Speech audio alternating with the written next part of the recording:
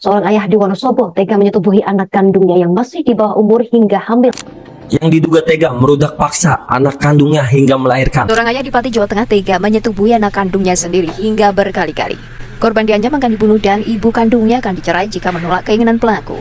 Terungkap modus seorang ayah di Surabaya Utara meludah paksa dua anak kandungnya sendiri yang masih pelajar selama 3 tahun. Seorang ayah di Kabupaten Tebo, Jambi ditangkap polisi setelah memperkosa anak kandungnya sendiri hingga korban melahirkan. Apa jadinya seorang ayah yang harusnya bertugas untuk melindungi keluarga dan anak-anaknya malah menjadi seorang predator yang menyebabkan gangguan psikologis terhadap anaknya?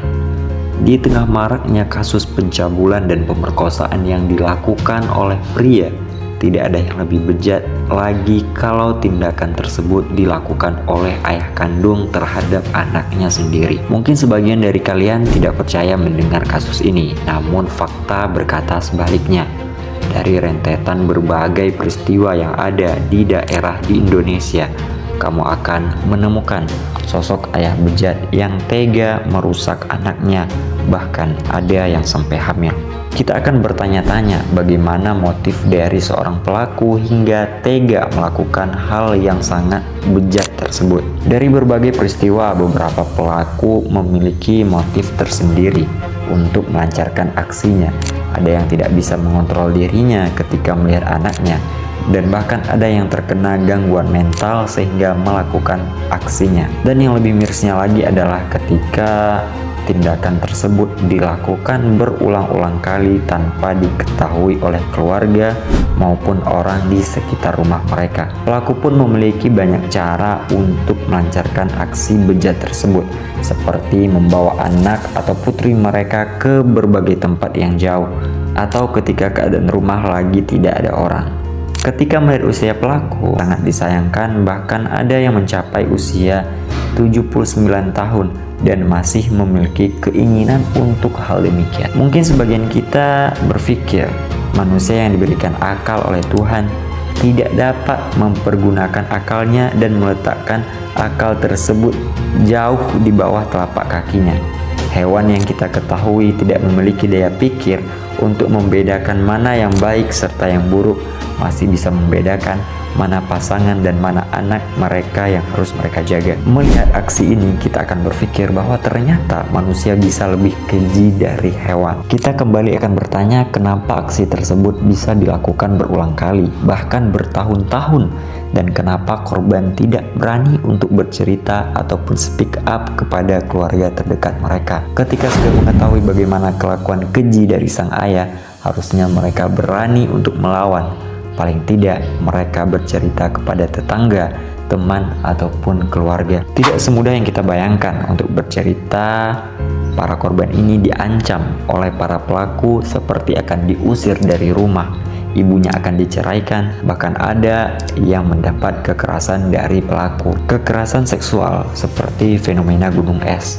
Sebenarnya banyak sekali kasus-kasus kekerasan seksual yang terjadi di mana orang tua atau bapaknya sendiri atau keluarga terdekat korban menjadi pelaku.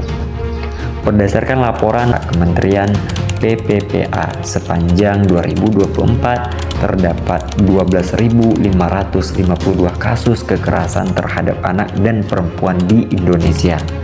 Kekerasan seksual menjadi yang paling dominan dilaporkan, yaitu sebanyak 5.817 kasus. Kementerian juga mencatat rumah tangga menjadi jumlah kasus tertinggi termasuk jumlah korbannya. Korban berdasarkan usianya, baik kekerasan umum dan kekerasan seksual, berada pada rentang 0 sampai 17 tahun. Kenapa kasus seperti ini seolah tidak ada habisnya? Ada sejumlah tantangan yang dihadapi ketika menangani perkara seperti ini. Yang pertama adalah relasi kuasa yang timpang antara korban dan pelaku yang disertai ancaman.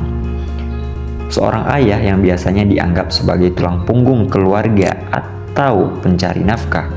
Dengan demikian, secara ekonomi korban masih bergantung.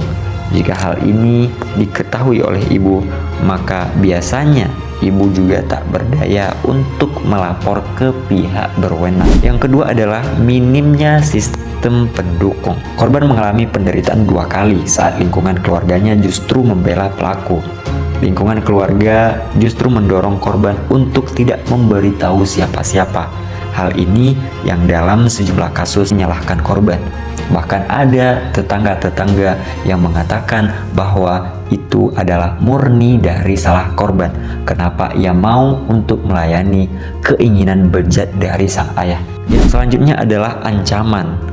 Ancaman dari orang yang memiliki kuasa yang lebih besar akan membuat korban semakin takut untuk membuka suara. Disinilah pentingnya edukasi kepada anak.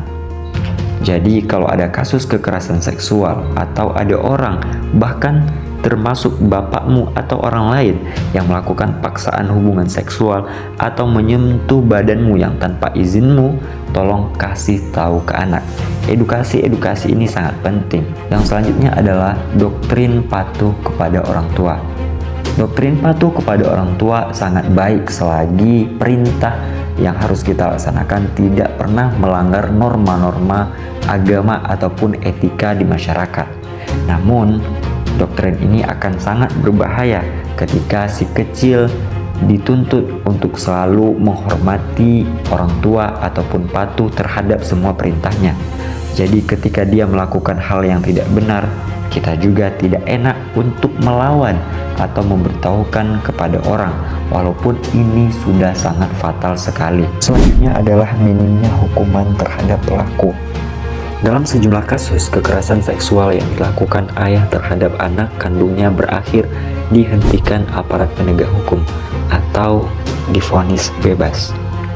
Ada pula yang memperoleh vonis ringan di bawah tuntutan jaksa. Meskipun dalam kasus lainnya hakim memvonis pelaku di atas tuntutan jaksa. Kita sudah mengetahui bagaimana hukum di negeri ini yang terkadang tidak berpihak kepada kebenaran. Malah yang seharusnya mendapatkan keadilan justru mendapatkan ketidakadilan.